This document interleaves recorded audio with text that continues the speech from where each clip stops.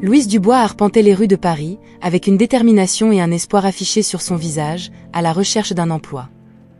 La ville, réputée pour sa beauté et son opulence, semblait indifférente aux difficultés de la jeune mère célibataire, qui portait sur ses épaules le poids de subvenir aux besoins de sa fille, Sophie. Chaque entretien d'embauche se soldait par la même réponse décourageante, laissant Louise de plus en plus désespérée. La journée touchait à sa fin, et le ciel de Paris commençait à se teinter des couleurs du crépuscule lorsque Louise, déjà en route vers chez elle, passa devant un restaurant de luxe qu'elle admirait toujours de loin. Le Jardin des Délices était réputé pour son excellence culinaire et comme lieu de rencontre de l'élite parisienne. Louise avait l'habitude de regarder l'établissement avec un mélange d'admiration et de résignation, consciente que des endroits comme celui-ci semblaient appartenir à un monde à part du sien. Cette nuit-là, cependant, quelque chose d'insolite attira son attention. Une affiche discrète, presque cachée parmi les décorations florales de l'entrée, annonçait la recherche d'une nouvelle serveuse. Pendant un moment, Louise hésita. L'idée de travailler dans un environnement aussi sophistiqué et intimidant était à la fois un rêve et un énorme défi. Mais l'image de Sophie, l'attendant à la maison, lui donna l'impulsion nécessaire pour dissiper ses doutes. Reprenant son souffle, Louise ajusta son manteau et entra dans le restaurant, s'approchant de la réception avec un mélange de nervosité et d'espoir. L'intérieur du Jardin des Délices était encore plus impressionnant de près, avec sa décoration élégante et la lumière douce qui créait une atmosphère chaleureuse. « Je peux vous aider ?» La voix douce du réceptionniste la ramena à la réalité. « J'ai vu l'annonce pour le poste de serveuse. »« Je suis intéressée, » dit Louise, essayant de dissimuler sa voix tremblante. Le réceptionniste l'examina un moment, peut-être surpris que quelqu'un comme Louise, clairement en dehors des normes habituelles du personnel du restaurant, aspire à un tel poste. « Un moment, s'il vous plaît, » dit-il avant de s'éloigner pour chercher le manager. Les minutes d'attente semblaient des heures pour Louise, qui observait le va-et-vient des clients et des employés, tous plongés dans leur propre vie, inconscients de la tension qu'elle ressentait. Enfin, le manager apparut, un homme d'âge mûr avec une expression sérieuse mais pas inaccessible. « Avez-vous de l'expérience ?» demanda-t-il après une brève introduction. « Pas vraiment, mais je suis rapide à apprendre et prête à travailler dur, » répondit Louise, avec toute la sincérité possible. Il y eut une pause. Louise pouvait entendre le son lointain de la cuisine et le murmure des clients aux tables voisines. Puis, le manager acquiesça. « D'accord. Nous allons essayer. Vous commencez demain. Soyez punctuel. » Louise pouvait à peine y croire. Merci, je ne vous décevrai pas. En sortant du Jardin des Délices, Louise avait l'impression d'avoir franchi le premier pas vers un nouveau chapitre de sa vie. Il y avait une lueur d'espoir et de possibilités à l'horizon, et pour la première fois depuis longtemps, elle se permit de sourire avec une joie sincère. Cette nuit-là, en annonçant la nouvelle à Sophie, Louise savait que les défis étaient loin d'être terminés, mais maintenant, ils semblaient un peu moins effrayants. Au lever du soleil suivant, Louise se réveilla avant l'aube, ses pensées tournant autour du nouveau défi qui l'attendait. Le stress se mêlait à l'excitation, une combinaison étrange qui l'empêchait de se rendormir. Louise s'est levée, a préparé un petit déjeuner simple et s'est habillée du mieux qu'elle pouvait avec des vêtements adaptés pour son premier jour au Jardin des Délices. En regardant Sophie dormir paisiblement, elle s'est promis de tout faire pour assurer un avenir meilleur à toutes les deux. Avant de partir, Louise a frappé à la porte voisine, où vivait Madame Martin, une dame âgée aux yeux doux et au cœur généreux. Madame Martin était déjà une présence constante dans la vie de Louise et Sophie, offrant de s'occuper de la petite fille chaque fois que Louise devait partir à la recherche d'un emploi. La nouvelle que Louise avait enfin trouvé un travail a été accueillie avec un câlin chaleureux et des félicitations sincères. « Ne t'en fais pas pour Sophie, ma chérie. Je m'occuperai d'elle comme si c'était ma propre petite fille, » a déclaré Madame Martin, avec un sourire rassurant.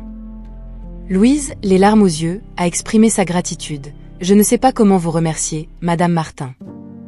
Vous avez été notre famille depuis que nous sommes arrivés ici. » Le cœur lourd mais rempli d'espoir, Louise s'est dirigée vers le restaurant, la lumière dorée du matin illuminant les rues de Paris. La ville, toujours si pleine de vie, semblait bénir son nouveau départ. En arrivant au Jardin des Délices, elle a été accueillie par le même responsable des ressources humaines qui l'avait embauchée, maintenant avec un sourire accueillant. Il l'a guidée à travers une brève orientation, présentant l'équipe et expliquant ses responsabilités. Louise absorbait chaque détail, déterminée à compenser son manque d'expérience par sa volonté d'apprendre et son dévouement. Les premiers jours n'ont pas été faciles. Chaque plateau porté était un test pour ses nerfs, chaque commande une opportunité d'apprendre quelque chose de nouveau. Il y a eu des moments de trébuchement et de doute, mais chaque fois qu'elle pensait abandonner, l'image de Sophie lui venait à l'esprit, renforçant sa résolution. Louise a commencé à réaliser à quel point l'environnement d'un restaurant de luxe était dynamique. La pression pour maintenir tout en ordre était intense, mais il y avait une beauté dans l'orchestration de cette danse chaotique de plats, de couverts et de mots. Avec chaque jour qui passait, elle se sentait de plus en plus intégrée à ce monde, un monde qui semblait autrefois si éloigné de sa réalité. La relation avec ses collègues de travail a également commencé à changer. Initialement accueillie avec une certaine froideur et méfiance, Louise a gagné le respect de beaucoup par son éthique de travail et sa capacité à relever les défis avec courage. Même les clients les plus exigeants ont commencé à remarquer la nouvelle serveuse, dont le sourire sincère et l'attention attentive rendaient leur repas encore plus agréable. À la fin de ces longues journées, Louise rentrait chez elle, épuisée mais satisfaite, prête à embrasser Sophie et à lui raconter sa journée. Chaque nuit, aux côtés de sa fille et avec l'aide de Madame Martin, Louise sentait qu'elle construisait une nouvelle vie, un nouveau départ plein de possibilités. Et au cœur de Paris, ce nouveau voyage ne faisait que commencer. Alors que les semaines se transformaient en mois, Louise Dubois s'est enfoncée profondément dans la routine de son travail au Jardin des Délices. L'éclat initial de travailler dans un environnement si prestigieux a commencé à se mêler à la réalité des exigences physiques et émotionnelles de son rôle. À chaque quart de travail, elle affrontait une montagne de défis, des clients aux attentes élevées, la complexité des commandes et le besoin de garder une attitude impeccable, tout en se déplaçant avec la grâce d'une danseuse entre les élégantes tables du restaurant. À méfiance initiale de certains collègues de travail, un mélange de scepticisme face à son manque d'expérience et de réserve naturelle envers les nouveaux venus, était un obstacle supplémentaire. Louise ressentait les regards évaluateurs, les chuchotements en arrière-plan, comme si chacun de ses pas était soumis à un jugement silencieux. Cette atmosphère, chargée d'attentes non exprimées, pesait sur ses épaules, rendant ses premiers jours un véritable test pour sa détermination. Pourtant, Louise n'était pas du genre à se laisser abattre. Avec chaque jour qui passait, elle transformait les obstacles en marche pour son propre développement. Son secret n'était pas compliqué, il consistait en une combinaison de travail acharné, d'une volonté indomptable d'apprendre et d'une dose saine d'empathie tant envers les clients qu'envers ses collègues. Elle commença à anticiper les besoins des clients avant même qu'ils ne les expriment, livrant les commandes avec un sourire qui semblait illuminer l'atmosphère, dissipant la froideur initiale avec sa présence chaleureuse et accueillante. Sa dévotion ne passa pas inaperçue. D'abord, ce furent les clients qui commencèrent à la reconnaître, certains la demandant par son nom. Ensuite, même les collègues les plus réservés commencèrent à voir Louise sous un nouveau jour. Un sourire ici, un mot de remerciement là, de petits gestes, mais significatifs, qui commencèrent à tisser une nouvelle histoire pour Louise au sein du restaurant. Samuel Leroy, le propriétaire du restaurant, remarqua également le changement. Lors d'une après-midi calme, après le déjeuner, alors que les derniers clients prenaient congé et que le restaurant se préparait pour la courte pause avant le dîner, il s'approcha de Louise. Son ton était sérieux, mais ses yeux brillaient d'une reconnaissance pour ses réalisations. « Louise, j'ai observé votre travail. Votre dévotion a non seulement élevé le niveau de service, mais aussi inspiré vos collègues à suivre votre exemple. Je suis sincèrement impressionné, dit-il, les mots portant un poids que Louise ressentit au fond de son cœur. Ces mots, simples mais profondément significatifs, marquèrent un tournant pour Louise. Ce n'était pas seulement la reconnaissance de ses efforts, c'était l'affirmation qu'elle appartenait à cet endroit, qu'elle avait en effet surmonté la dure réalité de son nouvel environnement de travail. Fortifiée par cette acceptation, Louise continua à se consacrer à son travail avec un regain de vigueur. La dure réalité de ses débuts au Jardin des Délices s'était transformée en une base solide sur laquelle elle construisait sa confiance et son avenir. Chaque jour qui passait, elle ne servait pas seulement les clients du restaurant, elle partageait un peu de sa lumière avec tous ceux qu'elle croisait, prouvant à elle-même et aux autres que la persévérance et le dévouement sont, en effet, la clé pour surmonter tout défi. Alors que Louise consolidait sa position au Jardin des Délices, un changement subtil commença à se manifester dans la façon dont Samuel Leroy, le propriétaire, la percevait. Ce n'était plus seulement comme une employée compétente ou une serveuse dévouée, il y avait quelque chose en elle qui éveillait une curiosité latente, une sensation de familiarité que Samuel ne parvenait pas à déchiffrer. Peut-être était-ce la manière dont elle souriait quand elle surmontait un défi ou la gentillesse innée avec laquelle elle traitait tout le monde autour d'elle, mais la vérité est que Louise commençait à occuper une place dans ses pensées bien au-delà des heures de travail.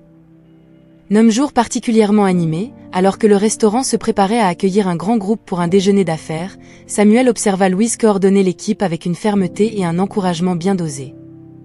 Elle se déplaçait avec une efficacité que seule la pratique et le dévouement peuvent apporter, anticipant les problèmes avant même qu'ils ne surgissent et les résolvant discrètement. Samuel ne put s'empêcher de sourire d'admiration. Il y avait quelque chose chez cette jeune femme qui dépassait sa fonction dans le restaurant. Après le déjeuner, le groupe d'affaires visiblement satisfait du service, Samuel s'approcha de Louise. « Vous avez un don pour cela » commença-t-il, sa voix chargée d'une sincérité qui amena Louise à le regarder dans les yeux. « Non seulement la capacité à bien faire votre travail, mais aussi à inspirer ceux qui vous entourent. C'est rare. » Louise, surprise par le compliment, sentit ses joues rougir. « J'essaie juste de faire de mon mieux, monsieur. Pour le restaurant, pour les clients, et pour ma fille. J'ai beaucoup de raisons de me battre. » Samuel acquiesça, la mention de la fille de Louise touchant quelque chose en lui. « Et votre dévouement est remarquable. Mais vous savez, il y a quelque chose en vous qui me semble familier. Comme si je vous connaissais déjà d'une certaine manière. » Louise sourit, un peu confuse par le commentaire. « Paris est une grande ville, mais parfois le monde semble petit, répondit-elle, essayant d'éviter la sensation étrange que les mots de Samuel lui causaient.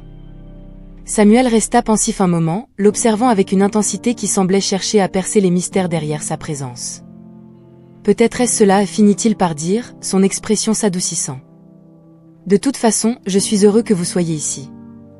Le restaurant ne serait pas le même sans vous. » La reconnaissance de Samuel, venant de quelqu'un avec son expérience et sa stature, signifiait plus pour Louise que ce qu'elle pouvait exprimer. Il avait vu quelque chose en elle depuis le début, quelque chose au-delà de sa capacité à servir des tables ou à gérer l'équipe. C'était comme s'il voyait la personne qu'elle aspirait à être, lui donnant non seulement une confirmation, mais aussi un sentiment d'appartenance. Alors qu'elle reprenait ses activités, le compliment de Samuel réchauffa le cœur de Louise, lui offrant un nouveau regain de vigueur. Cependant, les mots sur la familiarité restèrent avec elle, résonnant dans son esprit. Louise ne pouvait s'empêcher de se demander sur la nature de cette connexion perçue par Samuel. Serait-ce juste une coïncidence, ou y avait-il plus dans cette sensation que tous deux ne pouvaient comprendre à ce moment-là? La journée suivit, le restaurant revenant à sa routine habituelle, mais l'interaction entre Louise et Samuel marqua le début d'une nouvelle phase dans leur relation professionnelle. Une phase où l'admiration mutuelle et le respect formeraient la base de découvertes inattendues que ni l'un ni l'autre ne pouvaient anticiper. Alors que le printemps cédait la place à l'été à Paris, la tranquillité habituelle du jardin des délices fut brusquement perturbée. Samuel Leroy, toujours un gestionnaire méticuleux, découvrit que des documents importants avaient disparu de son bureau. La découverte fut faite un lundi matin, alors qu'il cherchait des papiers pour une réunion importante. La disparition de ces documents menaçait non seulement le bon déroulement des opérations du restaurant, mais contenait également des informations sensibles qui pourraient nuire à sa réputation si elles tombaient entre de mauvaises mains. L'ombre du soupçon s'abattit sur le restaurant, un lieu qui, jusqu'alors, était empreint d'harmonie entre l'équipe. Catherine Leroy, l'épouse de Samuel, avec son influence toujours présente, ne tarda pas à former sa propre théorie sur ce qui s'était passé. Elle n'avait jamais regardé d'un bon œil l'admiration croissante de Samuel pour Louise, une serveuse qui, à ses yeux, n'était qu'une opportuniste.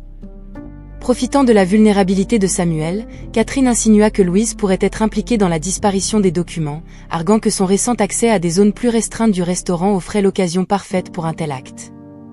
Samuel luttait pour concilier l'image de Louise, la serveuse dévouée et honnête qu'il connaissait, avec les accusations voilées de sa femme.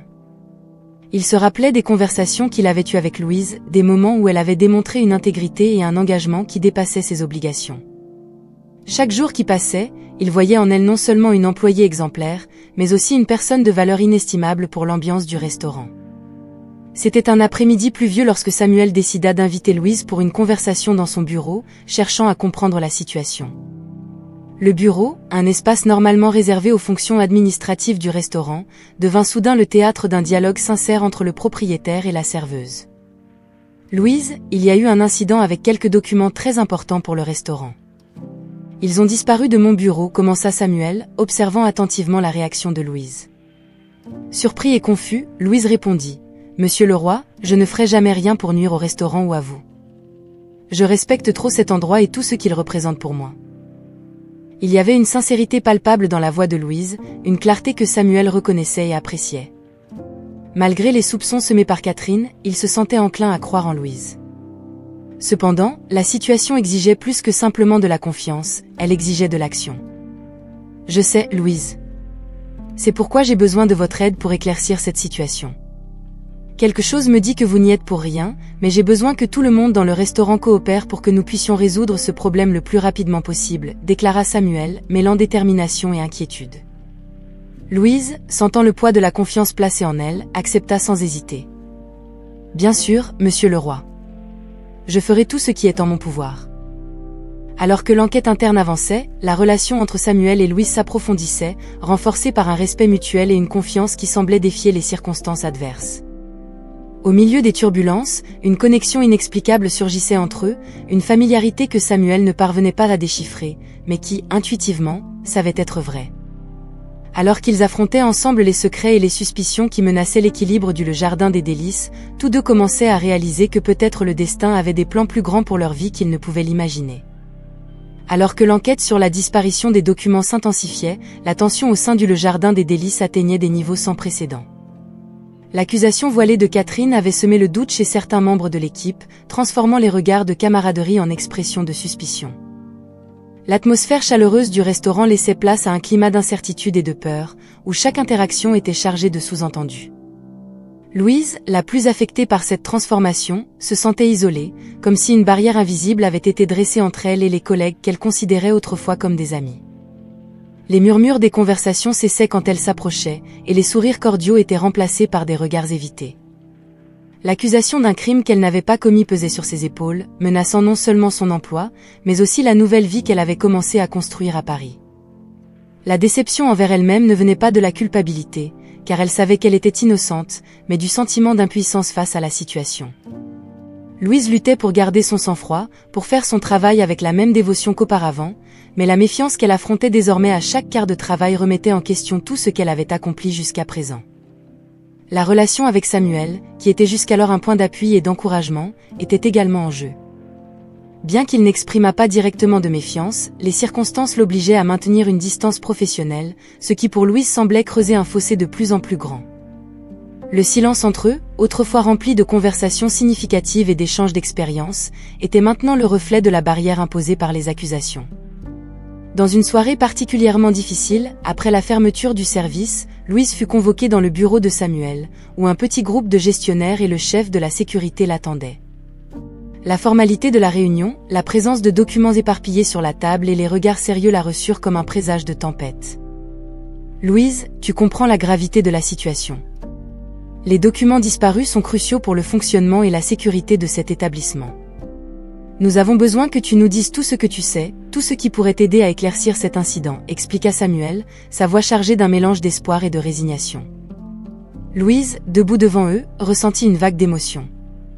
L'injustice de l'accusation lui fit envie de protester, de crier son innocence, mais elle savait que seule la vérité pouvait la sauver. Avec une voix tremblante mais claire, elle dit « Je comprends la gravité de la situation. Mais je jure, pour ma fille, que je n'ai rien à voir avec la disparition de ces documents. Je ne ferai jamais rien pour nuire à ce restaurant qui m'a accueilli quand j'en avais le plus besoin. » Les paroles de Louise, prononcées avec conviction, semblaient flotter dans la pièce, laissant un silence lourd dans leur sillage. La réunion se poursuivit avec plus de questions, des tentatives de reconstituer les événements autour de la disparition, mais chaque réponse de Louise ne faisait que renforcer son innocence. En quittant le bureau ce soir-là, Louise sentit le poids du monde sur ses épaules. L'accusation avait déclenché un conflit non seulement dans le restaurant, mais aussi en elle-même. Cependant, au fond d'elle-même, la flamme de la détermination qui l'avait amenée jusqu'ici continuait de brûler. Elle savait que la vérité prévaudrait, et elle était prête à se battre pour son innocence, quel qu'en soit le prix. La décision de Samuel Leroy d'engager un détective privé marquait un nouveau chapitre dans l'atmosphère déjà tumultueuse du Jardin des Délices. Malgré le penchant de son cœur à croire en l'innocence de Louise, la gravité de la disparition des documents importants lui laissait peu de place au doute. C'était une question qui dépassait les relations personnelles, impactant directement l'avenir du restaurant et de tous ceux qui y travaillaient. Le détective, un homme d'âge moyen avec un regard perspicace et une remarquable capacité à démêler les mystères, a été présenté à l'équipe comme un consultant en sécurité. Samuel espérait que cette approche minimiserait les spéculations et le malaise parmi les employés, mais la présence constante du détective ne fit qu'augmenter la tension, rendant l'atmosphère de travail encore plus pesante. Louise ressentait le poids de cette tension plus que quiconque. L'enquête approfondie sur sa vie, les questions intrusives sur son passé et ses activités récentes, tout cela la rendait vulnérable et exposée. Chaque jour qui passait, elle se retrouvait plongée dans une solitude profonde, une île isolée par la méfiance et la peur d'être mal comprise. Les interactions avec Samuel, autrefois source d'encouragement et d'admiration mutuelle, étaient devenues brèves et formelles. Il était visiblement partagé entre son rôle de propriétaire du restaurant, avec des responsabilités envers les autres employés et l'établissement, et ses sentiments personnels de justice et de loyauté envers Louise. Cette distance émotionnelle de Samuel ne faisait qu'approfondir le sentiment d'isolement de Louise. Le détective, méticuleux dans son travail, examinait non seulement les événements entourant la disparition des documents, mais aussi les dynamiques internes du restaurant. Il observait, posait des questions et prenait des notes, un spectre silencieux qui voyait et enregistrait tout, mais révélait peu. Sa présence constante était un rappel troublant que les accusations planaient toujours dans l'air, une ombre sur l'avenir de Louise. Alors que l'enquête avançait, les jours où le jardin des délices devenait une attente tendue, chaque moment marqué par l'anticipation de ce que le détective pourrait découvrir. Pour Louise, chaque regard échangé entre les collègues, chaque chuchotement en arrière-plan, semblait porter un poids de jugement. La solitude et l'isolement auxquels Louise était confrontée étaient, paradoxalement, accompagnés d'une sensation constante d'être observée, comme si chacun de ses pas était surveillé et analysé. Ce sentiment de surveillance, combiné au manque de soutien tangible, plaçait Louise dans un état d'alerte permanent, affectant non seulement son bien-être émotionnel, mais aussi sa capacité à remplir ses fonctions avec l'efficacité et le soin habituel. L'enquête, avec ses implications et ses conséquences, devenait un tournant, non seulement dans la résolution du mystère des documents disparus, mais aussi dans la vie de Louise, testant sa résilience et sa détermination sous la pression de circonstances extraordinairement difficiles. Alors que l'enquête du détective privé avançait, des couches de secrets commençaient à être dévoilées au cœur de Paris, à l'intérieur des murs du Jardin des Délices. Le détective, avec sa capacité à relier des fragments d'informations en apparence disparates, parvint finalement à une conclusion surprenante qui allait changer le cours de nombreuses vies. Tout d'abord, il découvrit la vérité derrière le vol des documents. Après des semaines d'enquête méticuleuse, suivant une piste de preuves numériques et de témoignages, il révéla que Catherine, la femme de Samuel, était directement impliquée dans la disparition des documents. Mais elle n'a pas agi seule, son complice n'était autre que l'homme avec qui elle entretenait une liaison amoureuse en secret. La motivation derrière leurs actes était double, compromettre la position de Samuel dans le restaurant et de manière plus sinistre, incriminer Louise, que Catherine considérait comme une menace pour sa position et son influence. En présentant ses découvertes à Samuel, le détective a non seulement fourni des preuves irréfutables des actions de Catherine et de son amant, mais a également révélé quelque chose d'encore plus extraordinaire, quelque chose qu'il avait découvert presque par hasard lors de l'enquête. Il y a autre chose que vous devez savoir, Samuel, commença le détective, sa voix sérieuse indiquant la gravité de ce qu'il était sur le point de révéler.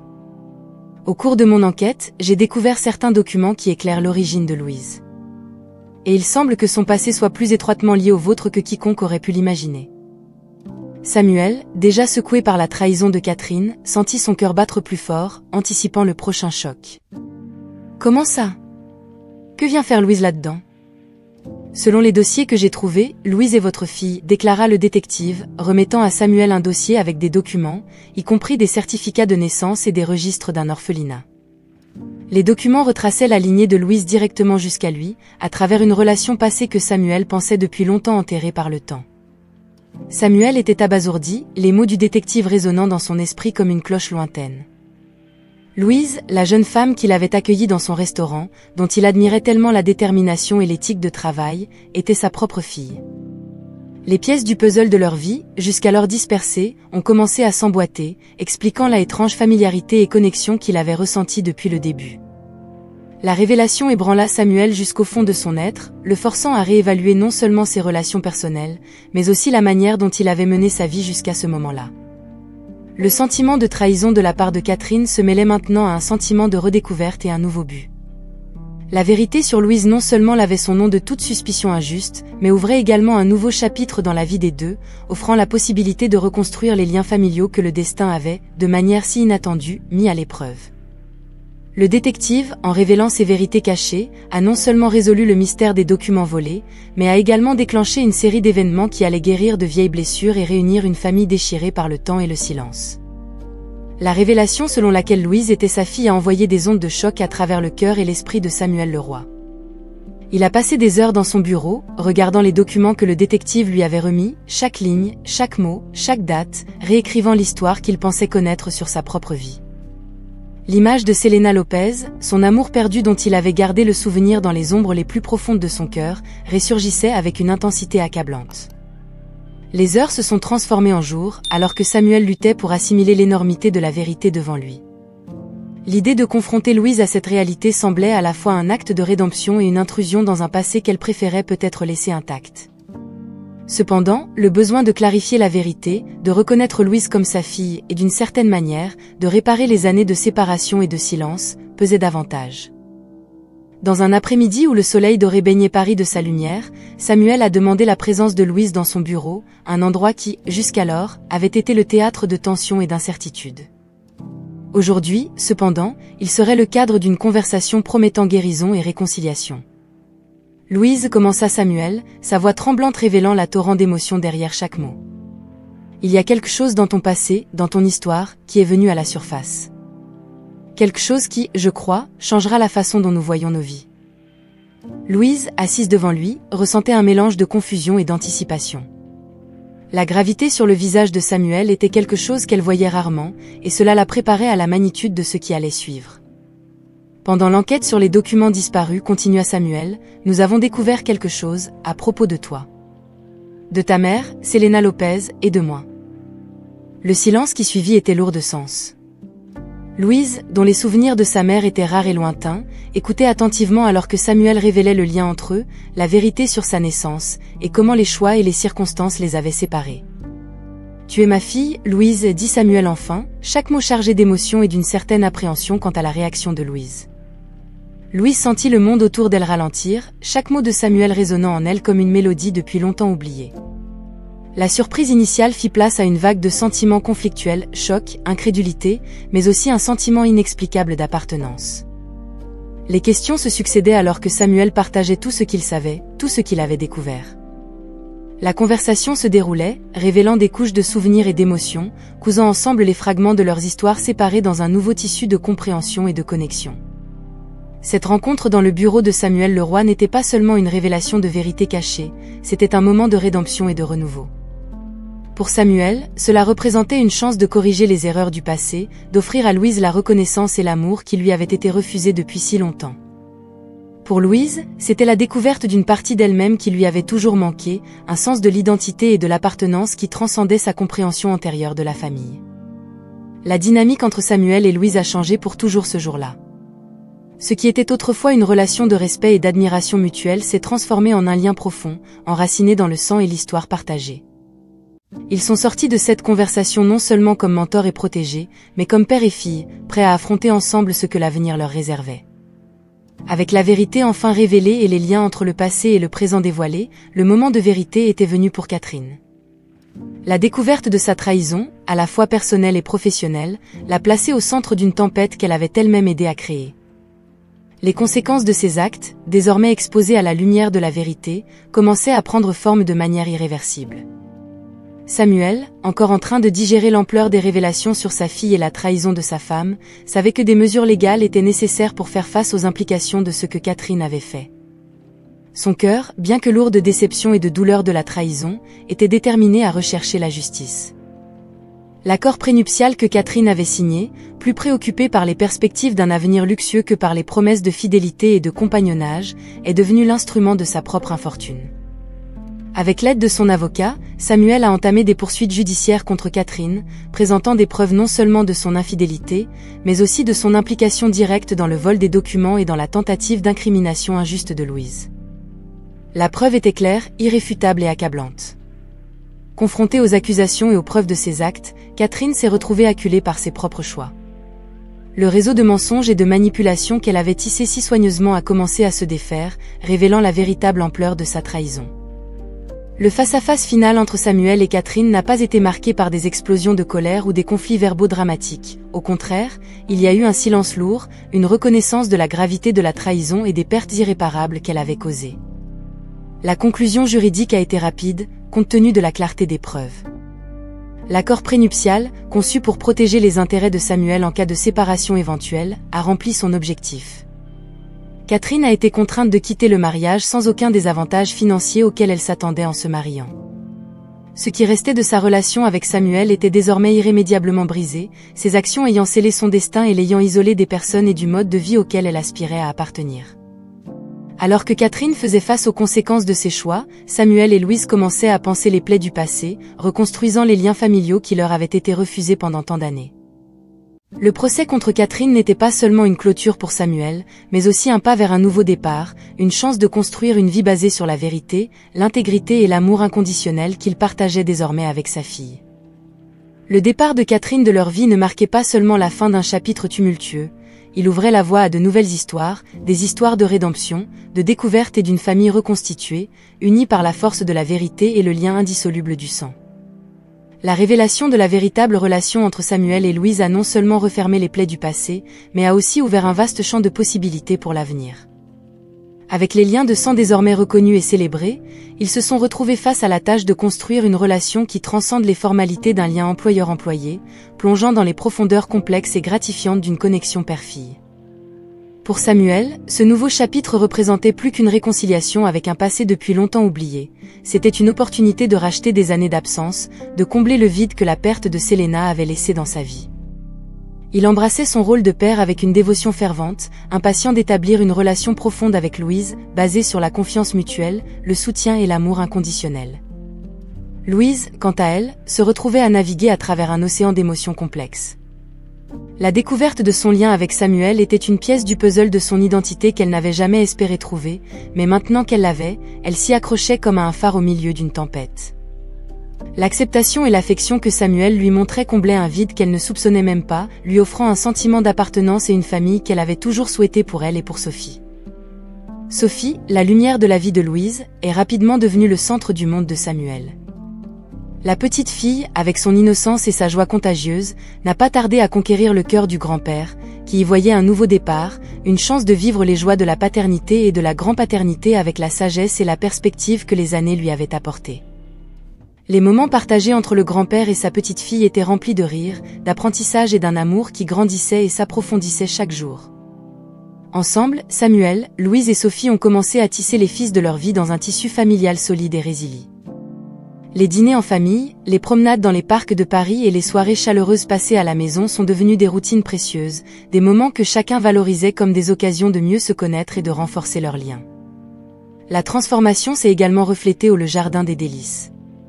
Sous la nouvelle direction du père et de la fille, le restaurant a prospéré, devenant un symbole de l'amour et de la résilience qui les avait réunis. Les clients et les employés sentaient le changement dans l'air, une atmosphère de chaleur et d'accueil qui rendait chaque repas mémorable. Ce nouveau chapitre dans la vie de Samuel et Louise était marqué par des découvertes et une croissance. Ensemble, ils naviguaient dans les eaux parfois turbulentes de leur nouvelle relation familiale, apprenant, s'adaptant et, surtout, s'aimant. L'avenir, autrefois incertain et douloureux, brillait désormais de la promesse du bonheur et de l'accomplissement. Alors que les saisons changeaient à Paris, la famille Leroy traversait également sa propre transformation, émergeant d'une période de turbulence et d'incertitude pour entrer dans une phase d'union et d'espoir renouvelé. Samuel, Louise et Sophie avaient tissé ensemble la toile d'une nouvelle vie familiale, riche en amour et en promesses pour l'avenir. La célébration de leur union et de l'amour qui les unissait ne se limitait pas à un événement, mais se vivait au quotidien, dans les moments partagés, dans les rires et même dans les défis surmontés ensemble. Le Jardin des Délices, autrefois seulement un cadre pour leurs vies individuelles, servait désormais de toile de fond à l'histoire d'une famille renaissante, un lieu où chaque repas préparé et chaque service rendu était imprégné de l'esprit de leur union. Samuel, désormais plus que jamais, était dévoué non seulement à la prospérité du restaurant, mais aussi au bien-être de sa famille. Il voyait en Louise non seulement la fille qu'il avait retrouvée, mais aussi une partenaire fiable dans les affaires et dans la vie. Ensemble, ils planifiaient l'avenir du Le Jardin des Délices, rêvant de nouvelles façons de faire prospérer le restaurant, reflétant leur vision partagée d'excellence, de communauté et de soins. Louise, quant à elle, trouvait dans le soutien de Samuel la force de poursuivre ses propres passions et objectifs. Encouragée par lui, elle commençait à explorer de nouvelles opportunités à l'intérieur et à l'extérieur du restaurant, sachant qu'elle avait toujours une base solide d'amour et de soutien vers laquelle revenir. Sophie, joyeuse et toujours curieuse, restait la lumière de leur vie, un rappel constant de la beauté et de la simplicité de l'amour inconditionnel. La célébration de leur famille nouvellement formée et de l'union qui les liait trouvait une expression parfaite dans une petite fête organisée au Le Jardin des Délices lui-même. Amis, membres de la famille et employés se sont réunis pour marquer le début d'un nouveau chapitre dans la vie des Leroy. Ce fut une soirée de joie, de musique et de rire, une soirée où le passé fut honoré et l'avenir salué avec des verres levés en toast à l'espoir et à l'optimisme. Alors que la fête battait son plein, Samuel, Louise et Sophie se retrouvèrent un instant, regardant ensemble la salle pleine de gens qui partageaient leur bonheur. C'était un moment de profonde gratitude et d'anticipation pour ce qui allait suivre. Ils savaient que le chemin à parcourir pourrait apporter de nouveaux défis, mais la force de leur union et l'amour qu'ils partageaient les rendait prêts à affronter tout ce qui viendrait. L'histoire de la famille Leroy, bien qu'entrecoupée de rebondissements inattendus et de moments d'incertitude, se concluait avec un sentiment de plénitude et la promesse d'un avenir radieux. Ensemble, ils regardaient vers l'avenir, non seulement en tant que famille restaurée, mais aussi comme un symbole de renouveau et d'espoir, prêts à laisser leur empreinte dans le monde, unis par l'amour indéfectible qui les unissait.